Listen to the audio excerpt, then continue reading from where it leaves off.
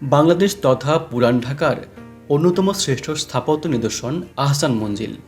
এটি ঢাকার ইসলামপুরে বুড়িগঙ্গা নদীর তীরে অবস্থিত। আহসান মঞ্জিলের সাথে জড়িত রয়েছে ঢাকার শত বছরের পুরানো ইতিহাস।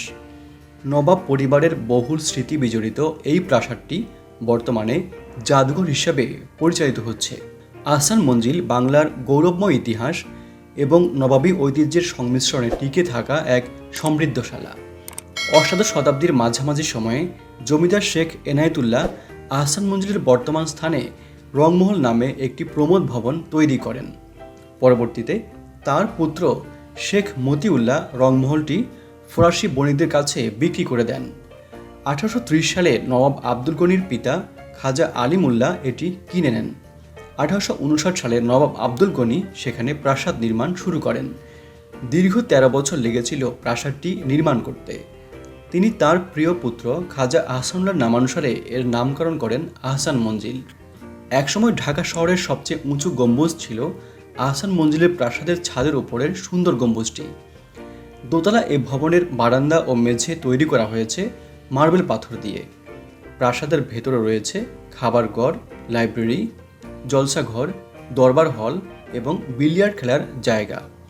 আর প্রাসাদের দোতলায় রয়েছে অতিথিদের থাকার কক্ষ, বৈঠকখানা, নাচ ঘর, গ্রন্থাগার এবং আরও কিছু বসবাসের কক্ষ। প্রাসাদের উত্তর ও দক্ষিণ দিকে একতলার সমান উঁচু করে গাড়ি বারান্দা রয়েছে। দক্ষিণ দিকে দোতলার বারান্দা থেকে একটি খোলা সিঁড়ি সামনের বাগান পর্যন্ত নেমে গেছে। প্রাসাদের ঠিক সামনে রয়েছে চমৎকার ফুলের বাগান ও সবুজ মাঠ। আর দক্ষিণ দিকে বুড়িগঙ্গা নদী।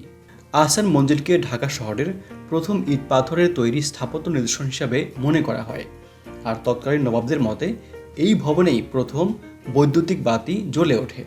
আহসান মঞ্জিলের স্থাপত্যশৈলী পশ্চিমাদেরও সমানভাবে আকর্ষণ করে। লর্ড কার্জন ঢাকায় আসলে এই ভবনে থাকতেন বলে প্রমাণ পাওয়া যায়। 19 শতকের মাঝামাঝি থেকে প্রায় 100 বছর পর্যন্ত এই প্রাসাদটি বাংলার একটি প্রধান রাজনৈতিক কেন্দ্র ছিল। 1906 সালে এখানে অনুষ্ঠিত এক বৈঠকে মুসলিম লীগ প্রতিষ্ঠার সিদ্ধান্ত নেওয়া হয়। বাংলাদেশ স্বাধীন হওয়ার পর নবাব পরিবারের উত্তরসূরিরা আহসান মঞ্জিল নিলামে বিক্রি করে দেওয়ার পরিকল্পনা নেন। তৎকালীন প্রধানমন্ত্রী বঙ্গবন্ধু শেখ মুজিবুর রহমান ভবনটির রাজনৈতিক এবং ঐতিহাসিক গুরুত্ব অনুধাবন করে নিলামে বিক্রির সিদ্ধান্ত বাতিল করে এখানে জাদুঘর ও পর্যটন কেন্দ্র স্থাপনের নির্দেশ দেন।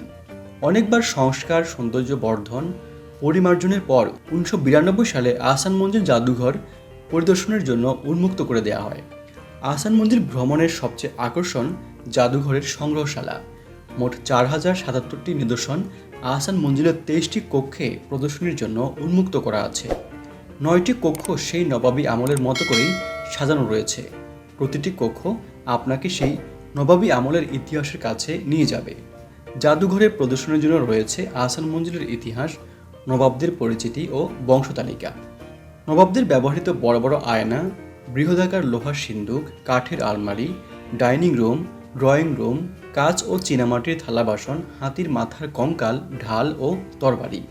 নবাব আমলের বিভিন্ন ধরনের অলঙ্কৃত রূপা ক্রিস্টালের তৈরি চেয়ার টেবিল, সিংহাসন, বিভিন্ন ধরনের তৈলচিত্র, ফুলদানি, হিন্দুস্তানি রুম, রাজকীয় অতিথিদের বেডরুম ও নাচঘর।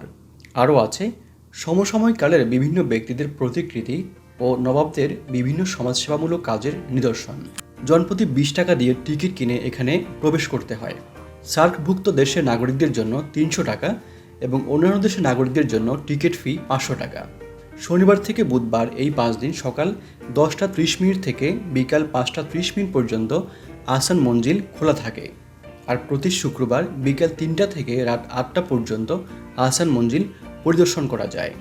প্রতি বৃহস্পতিবার এবং অন্যান্য সরকারি ছুটির দিনে আহসান মঞ্জিল জাদুঘর সম্পূর্ণ বন্ধ থাকে।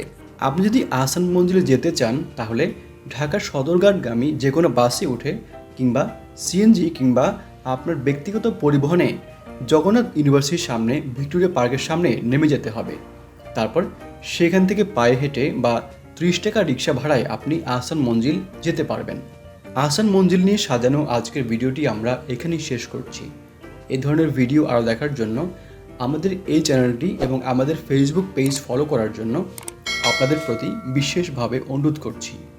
আপনি এবং আপনারা সবাই অনেক ভালো থাকবেন। ধন্যবাদ।